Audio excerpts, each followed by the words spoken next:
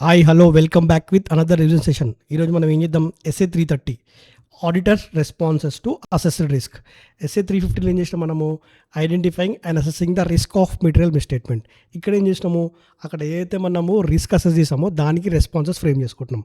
So మనం definition చూద్దాం. మనం దీంట్లో డెఫినేషన్ ఏంటంటే, ఆడిటర్ రెస్పాన్సిబిలిటీ ఏంటి, design and implement the responses to risk of material misstatement. ఎక్కడ చేసినా మనము యాజ్ పర్ ఎస్ఏ 315.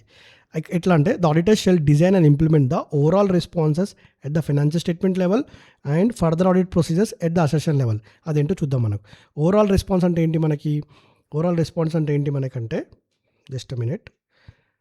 ఇప్పుడు ఒక రిస్క్ ఐడెంటిఫై చేసినాం, financial statement as a whole, మొత్తం కంపెనీకి. అక్కడ ఏంది, risk effect as entire audit. ఈ రిస్క్ వల్ల ఎంటైర్ ఆడిట్ ఎఫెక్ట్ అవుతుంది. అప్పుడు నువ్వు ఏం చేస్తావు, ఫర్దర్ ఆడిట్ ప్రొసీజర్గా ఇది నువ్వు చేసి పెట్టుకున్నావు ఎస్ఏ 315. నవ్వు 330లో ఏం చేస్తావు అంటే, ఎక్స్పీరియన్స్ టీమే పెట్టుకుందామా, ఎందుకంటే రిస్క్ ఎక్కడ ఎక్కువ ఉంది, సూపర్విజన్ ఏమన్నా ఇంక్రీజ్ చేద్దాం అనుకుందామా, ఎందుకంటే రిస్క్ ఇక్కడ ఎక్కువ ఉంది. ఓవరాల్గా మొత్తం financial statement as a whole. Next more audit process ఏమైనా చేద్దామా, ఇట్లాంటి డిసిషన్ తీసుకోవడానికి ఏమంటాము, ఫర్దర్ ఆడిట్ ప్రాసెస్ తీసుకోవడం అంటాం. ఎస్ఏ 315లో జస్ట్ అసెస్ చేసి పెట్టుకుంటాము, ఇక్కడ రిస్క్ ఉంది, ఫైనాన్షియల్ స్టేట్మెంట్ లెవెల్లో ఉంది యాజ్ అ హోల్ అని చెప్పినాము. వచ్చిన తర్వాత ఫర్దర్ ఆడిట్ ప్రాసెస్ ఇలాంటి డిసిషన్ తీసుకుంటాం. ఇప్పుడు మీకు క్లియర్గా అర్థమై ఉంటుంది. Then particular class of transactions, account balance and disclosure ఏంటంటే, ఈ పర్టికులర్ అకౌంట్కి ఇట్లా అంటే అసర్షన్ లెవెల్ అంటుంది దాన్ని. ఎట్లా ఈ అకౌంట్ బ్యాలెన్స్కి, ఈ ట్రాన్సాక్షన్కి, ఈ డిస్క్లోజర్కి.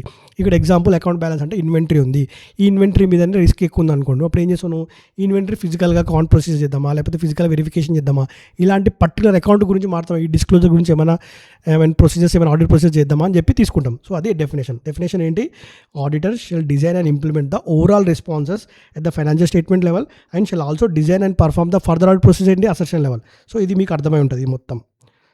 You might be clear about this sentences. Then in designing the further audit process చేసేటప్పుడు ఆడిటర్ ఏం చేస్తాడంటే, ఈ ఫర్దర్ ఆడిట్ ప్రొసీజర్స్ డిజైన్ చేసేటప్పుడు ఆడిటర్ ఏం చేస్తాడు, consider the reasons for assessment given to the risk of material misstatement. నువ్వు ముందు 315లో risk ఇచ్చినావు కదా, అసలు రిస్క్ ఇవ్వడానికి రీజన్స్ ఏంటి, reasons for the assessment given to the risk of material misstatement at the assertion level and also at the assertion level for each class of transaction.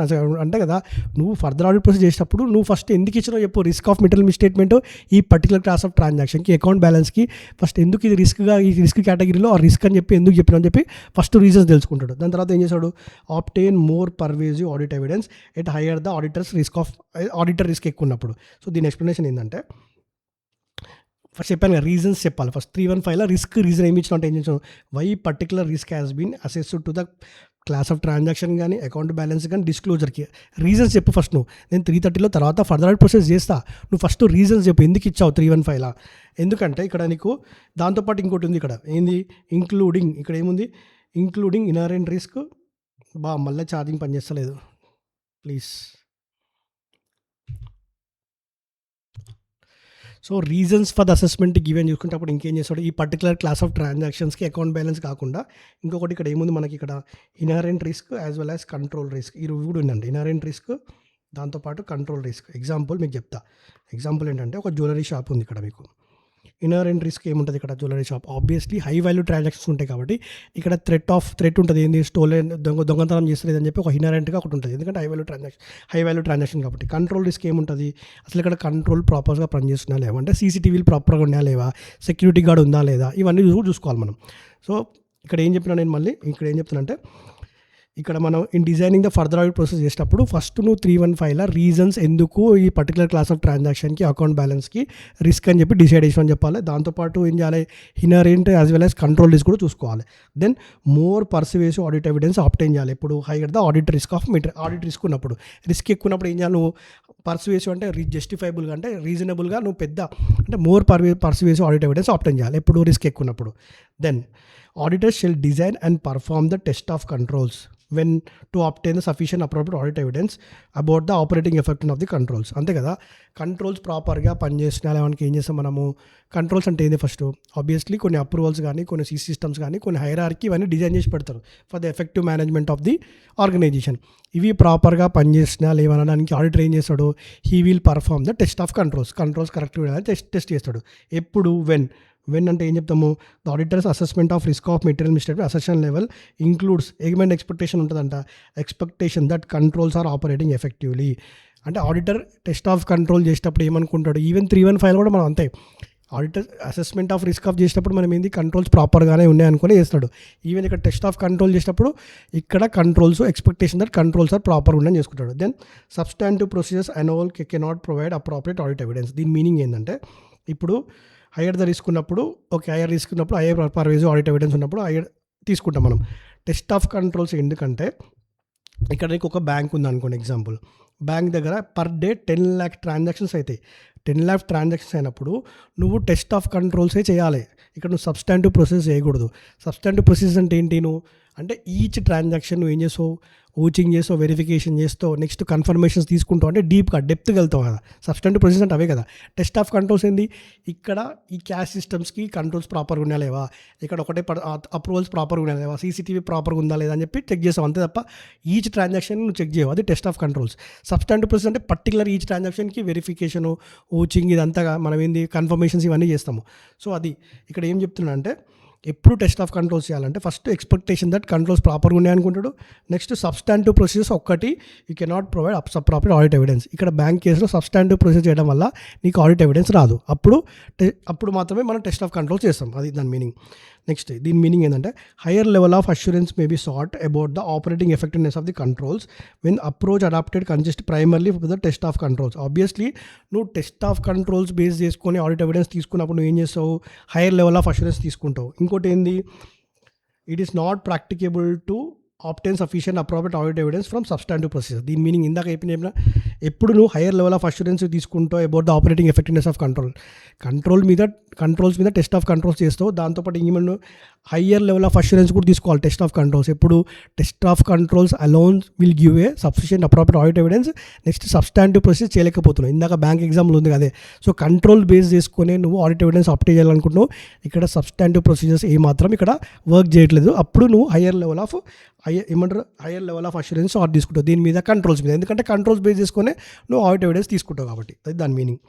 ఇది కూడా అంతే meaning. The more persuasive audit evidence is needed regarding the effectiveness of controls. It may be appropriate to increase the extent of testing.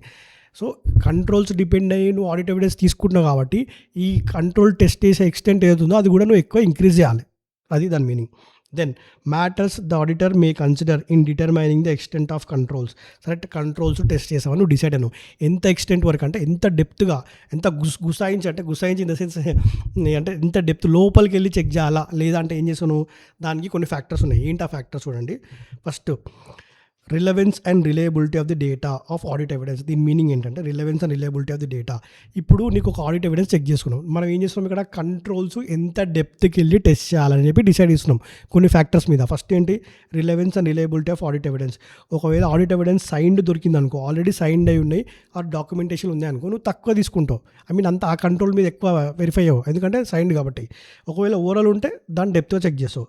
So relevance and reliability of data బట్టి controls కూడా ఇక్కడ ఏం చేసినా మళ్ళీ ఇక్కడ కంట్రోల్స్ని టెస్ట్ చేసేటప్పుడు ఎంత depth వెళ్తామంటే వీరికి ఏ కంట్రోల్స్ ఎట్లున్నాయి అనేది. ఒక పర్టికులర్ కంట్రోల్ ఎట్లుంది, ఒకవేళ సైన్డ్ ఉందనుకో అంత చెక్ చేయవు, ఒకవేళ ఓవరాల్ ఉంటే చెక్ చేస్తావు. అది నెక్స్ట్ ఫ్యాక్టర్ ఏంటి ఇక్కడ, the extent in which audit evidence is obtained from the other control బట్టి కూడా ఈ కంట్రోల్ చెక్ చేయాలా లేదా తెలుస్తుంది. దానికి ఎగ్జాంపుల్ ఏంటి, మనకి అదర్ కంట్రోల్ నీకు పేరోల్ ఎక్స్పెన్సెస్ ఉంది. పేరోల్ ఎక్స్పెన్స్ ఏంటి, ఫస్ట్ హెచ్ఆర్ ఇస్తారు అంతేగా, హెచ్ఆర్ నుంచి అకౌంట్స్ టీమ్ వాళ్ళు ప్రాసెస్ చేస్తారు. అంటే ఈ ఒక్క కంట్రోల్ని ఇద్దరు వెరిఫై చేస్తున్నారు. సో ఒకరు చేసిన పని ఇంకో ఎఫెక్టివ్ అయిపోతుంది ఆటోమేటిక్గా. సో ఇక్కడ ఇద్దరు చేస్తున్నారు కాబట్టి దాన్ని బట్టి కూడా ఈ కంట్రోల్ ఎంత టెస్ట్ చేయాలి, ఎంత టెస్ట్ చేద్దని చెప్పి మనం బేస్ చేసుకుంటాం. ఫస్ట్ ఏం చెప్పినా నేను, ఆన్సర్ కూడా నాతో పాటు నేర్చుకోండి. Relevance and reliability of the data బట్టి తెలుస్తుంది. Then extent to which audit evidence is obtain from what based on other control. First relevance and reliability, then other control. Third ఏంది, length of time period during which the audit evidence is relying in the operating effectiveness of the control.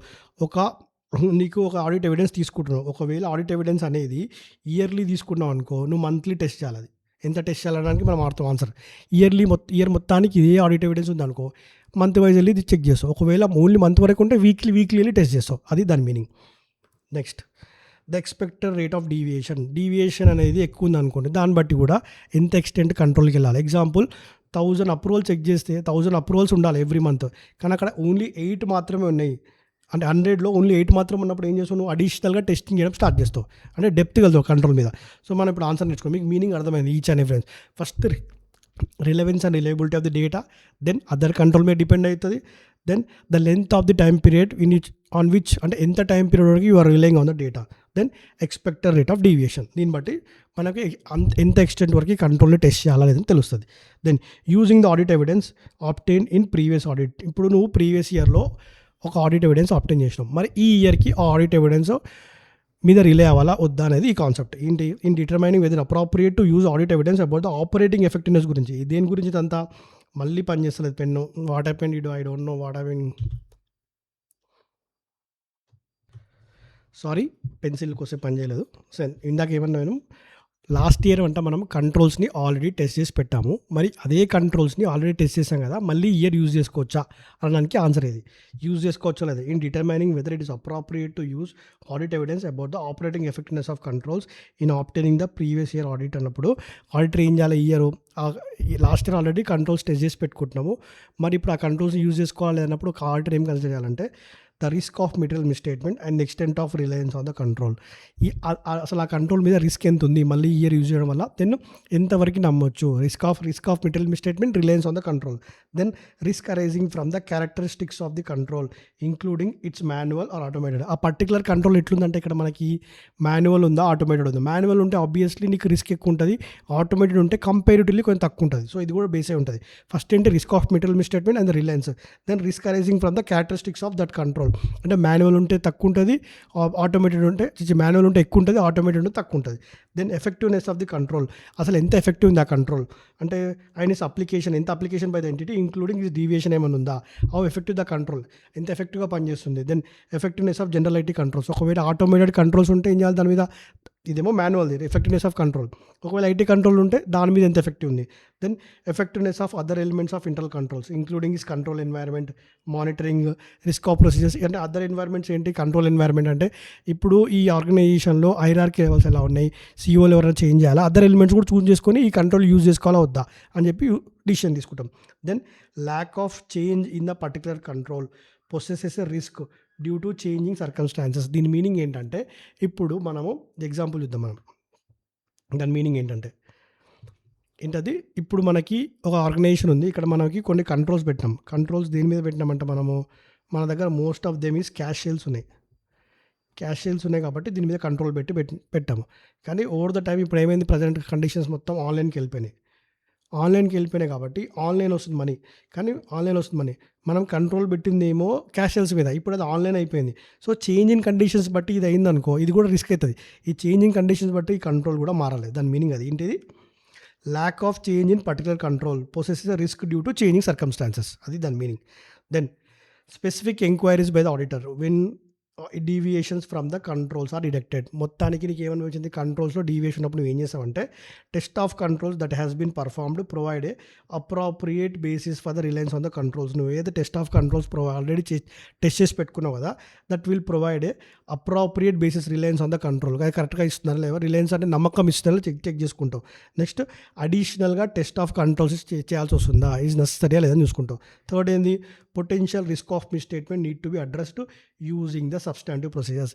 Particular test of కంట్రోల్స్లో deviation అన్నప్పుడు నువ్వు ఏం చేసావు అంటే test of controls ఏదైతే perform చేసినావో నువ్వు అప్రాప్రియేట్ బేసిస్ అడుగుతావు, basis what reliance on the controls. Then అడిషనల్గా కొన్ని టెస్ట్ ఆఫ్ కంట్రోల్ చేసుకుంటావు. పొటెన్షియల్ రిస్క్ ఏవైతే ఉన్నాయో ఈ టెస్ట్ ఆఫ్ కంట్రోల్స్ కాకుండా సబ్స్టాంటివ్ ప్రొసీజర్స్ యూజ్ చేసుకొని ఏమైనా ఆడిట్ ఎవిడెన్స్ ఆబ్టైన్ చేసుకోవాలని చూస్తావు. సో అది డీవియేషన్ ఉన్నప్పుడు. Then, irrespective of the assessed risk of material misstatement, the auditor shall design and perform the substantive procedures. This requirement reflect the fact that నువ్వు ఎన్ని test of controls చేసుకున్నా ఎంత చేసుకున్నా సరే నువ్వు ఒకసారి సబ్స్టాంటివ్ ప్రొసీజర్స్ చేయాల్సిందే. అది ఎప్పుడంటే when auditors assessment is judgemental. ఎందుకంటే ఆడిటర్స్ జడ్జిమెంట్ అనేది ప్రొఫెషనల్ జడ్జిమెంట్ ప్రకారం చేస్తాడు. సో అది ఎప్పుడు అక్యురేట్గా ఉండదు. కాబట్టి ఏం చేయాలి, నువ్వు టెస్ట్ ఆఫ్ కంట్రోల్స్ కాకుండా సబ్స్టాంటివ్ ప్రొసీజర్స్ డిఫాల్ట్గా వేసుకోవాలి. ఎందుకంటే auditors judgement is all about professional judgement, accurate ఉండొచ్చు ఉండకపోవచ్చు. నెక్స్ట్ ఫ్యాక్టర్ ఏంటి, there are inner limitations of internal controls. మనం ఇంటర్నల్ కంట్రోల్ చాప్టర్స్ నేర్చుకుందాము. ఎంత ఎఫెక్టివ్ చేసినా ఎంత కరెక్ట్గా చేసినా there are some misstatements. Internal controls ఎప్పుడు 100% అక్యురసీ ఇవ్వవు. సో ఈ రెండు ఫ్యాక్టర్స్ ఏంటి, ఆడిటర్ అసెస్మెంట్ అనేది ఇట్స్ అ జడ్జిమెంటల్ ఉంటుంది and so may not identify the risk of material misstatement. Then inherent limitations of internal controls ఉంటాయి కాబట్టి నువ్వు ఎంత ఎన్ని చేసినా సరే సబ్స్టాంటివ్ ప్రొసీజర్ అల్టిమేట్గా దాని మీద డిపెండ్ అవ్వాల్సిందే. దాని మీనింగ్ అది. Substantive procedures design to detect the material mistake assertion level. ఏముంటాయి సబ్స్టాంటివ్ ప్రొసీజర్స్ నేను చెప్పానుగా, ఒకటి test of details, then substantive analytical procedures. Test of details ఏంది, ఈ పర్టికులర్ అసెట్ ఉంది, ఇన్వెంటరీ ఉంది అనుకో, particular class of account balance ఉన్నప్పుడు నువ్వు డీటెయిల్గా ఊచింగ్ చేస్తావు, వెరిఫికేషన్ చేస్తావు, కంపారిజన్ చేస్తావు, ఇవన్నీ చేస్తావు, test of details. Then substantive analytical procedures ఏంటి, నువ్వు రెవెన్యూ ఉందనుకో, ఎగ్జాంపుల్ రెవెన్యూ ఉందని, ఆర్ ఇట్లా కాదు, మనము ఒక ప్రాక్టికల్ ఎగ్జాంపుల్ తీసుకుందాం. రెంట్ ఉంది, ఎగ్జాంపుల్ కంపెనీ రెంట్ పే చేస్తుంది అనుకో, రెంట్ పే చేస్తుంది ఎవ్రీ మంత్ ఎంత 10,000 రూపీస్ పే చేస్తుంది. దీనికి నువ్వు ఏం అప్లై చేస్తావు, నువ్వు టెస్ట్ ఆఫ్ డీటెయిల్స్ కాదు, సబ్స్టాంటివ్ ప్రొసీజర్స్ అప్లై చేస్తావు, సబ్స్టాంటివ్ అనలిటికల్ ప్రొసీజర్స్ అప్లై చేస్తావు. ఎస్ఏ 520 నేర్చుకుంటాం. ఎందుకంటే ఇక్కడ నువ్వు ఏం చేసావు అంటే సబ్స్టాంటివ్ అనలిటికల్ ప్రొసీజర్ అంటే చెప్పినట్టు నమ్మకుండా, ఇక్కడేమో డీటెయిల్స్కి వెళ్ళట్లేదు మనం. ఈ 10,000 రెంట్ ఉంది కదా ఎవ్రీ మంత్, ఇది ప్రీవియస్ ఇయర్ కూడా ఇంతే ఉందా, ఏమైనా చేంజ్ అయిందా అని చెప్పి కంపేర్ చేసి చూసుకుంటావు, అనలిటికల్గా ఆలోచిస్తావు. టెస్ట్ ఆఫ్ డీటెయిల్స్ ఏంది, నువ్వు ఇన్వెంటరీ గురించి చెక్ చేసేటప్పుడు ఇక్కడ సబ్స్టాంటివ్ ప్రొసీజర్స్ పనికిరావు, అక్కడ ఏంది నువ్వు టెస్ట్ ఆఫ్ డీటెయిల్స్ పర్ఫామ్ చేయాలి, అది దాని meaning. Then, depending upon the circumstances, but the auditor may determine that performing only substantive analytical procedures will be sufficient to reduce the audit risk to acceptably low level. Eppudu only test of details are appropriate unnappudu, then combination of substantive analytical procedures and test of details are ante rendu kalipi indaka nenu cheppina example. Only test of details substantive procedures only ఏం చేస్తుంది to reduce the risk appropriate low level. ఎప్పుడు test of details perform చేస్తేనే నీకు risk అనేది తగ్గుతుంది అన్నప్పుడు or combination use చేసుకోవచ్చు. Then the extent of substantive procedures may be need to be increased ఎప్పుడు when the results from the test of controls are unsatisfactory. Test of control చూడడం వల్ల నీకు రిజల్ట్స్ ప్రాపర్గా లేవనుకో, అప్పుడు సబ్స్టాంటివ్ ప్రొసీజర్స్ ఒకటే use చేసుకుంటావు. సబ్స్టాంటివ్ ప్రొసీజర్స్ ఏంటి, ఒక test of details, next substantive analytical procedures. So this is all about SA 330. మీరు ఒకటే చెప్తున్నాను, ఈ రివిజన్ వీడియోస్ అందరికీ రీచ్ అయ్యేటట్టు చూడండి, అదొకటే నా రిక్వెస్ట్. కొంచెం likes and shares and comment కూడా చేయండి, సబ్స్క్రైబ్ చేసి కూడా పెట్టుకోండి. సో యూట్యూబ్ ఆల్గోరిథం పుష్ అయ్యి మన వీడియోస్ అందరికీ రీచ్ అవుతాయి. Thank you each and everyone.